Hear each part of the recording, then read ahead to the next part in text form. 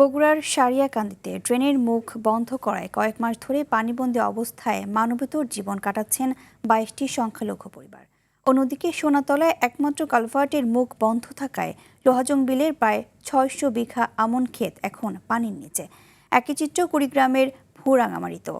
সেখানে কালভার্ট ভরাট করে বাড়ি নির্মাণ করায় তলিয়ে গেছে হাজার একর ফসল জমি। বন্ধ হওয়ার উপক্রম শিশুদের বিদ্যালয়ে যাওয়া। প্রতিনিধিদের তথ্যচিত্রে জানাচ্ছেন লিওন আজাদ।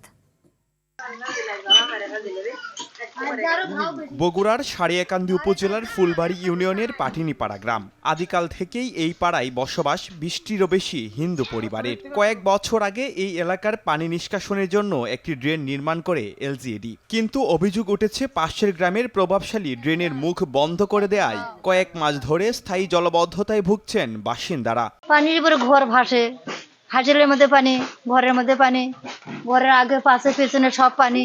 এই পানির দুঃখ আমাদের আরো বেশি, হাত পা আমার খাওয়া যাচ্ছে, কোনো নাস্তা পাতে বাড়ার পাচ্ছি না। স্থানীয় জনপ্রতিনিধির দ্বারে দ্বারে ঘুরেও কেবল আশ্বাস ছাড়া মেলেনি কিছুই। তবে সংবাদ পেয়ে দ্রুত ঘটনাস্থল পরিদর্শন করে ব্যবস্থা নেওয়ার আশ্বাস দিয়েছে উপজেলা প্রশাসন। পিআইও কে পাঠিয়েছিলাম, তো উনি বলেছেন এখানে ওনাদের ব্যক্তিগত সমস্যা আছে, তো আজকে আমরা এটা পরিদর্শন করে আমরা ব্যবস্থা গ্রহণের চেষ্টা করব।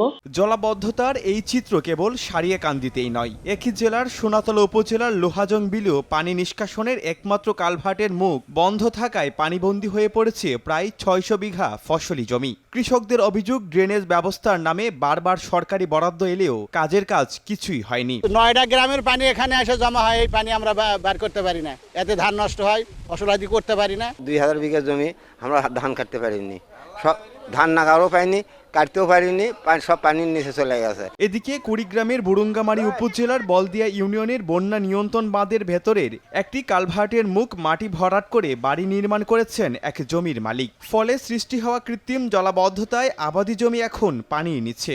এই পানির জন্য আমরা বাইর হওয়া পাই না, বাড়ির চারও ভাই পানি, রাস্তার মধ্যে চলা রাস্তার মধ্যে এক হাঁটু পানি। এই বিষয়টি প্রশাসনের নজরে আসলেও এখনো মেলেনি কোনো সমাধান। দায় ছাড়া আশ্বাসেই সীমাবদ্ধ স্থানীয় প্রশাসন। স্থানীয় চেয়ারম্যান সহ আমরা গিয়েছিলাম, ওই লোককে বলেছিলাম যে এখানে পানির প্রবাহ নিশ্চিত করার জন্য, তো উনি রাজি হচ্ছেন না। আমি স্থানীয় চেয়ারম্যানকে দায়িত্ব দিয়েছি ওনাকে বোঝানোর জন্য, না হলে আইনানুগ ব্যবস্থা নেওয়া হবে। কথার ফুলজুরি নয়, প্রশাসন দ্রুত কঠোর ও কার্যকর পদক্ষেপ নিয়ে পানি নিষ্কাশনের পথগুলো উন্মুক্ত করবে, এমনটাই প্রত্যাশা ভুক্তভোগী হাজারো মানুষের। Leon Azad, RTV।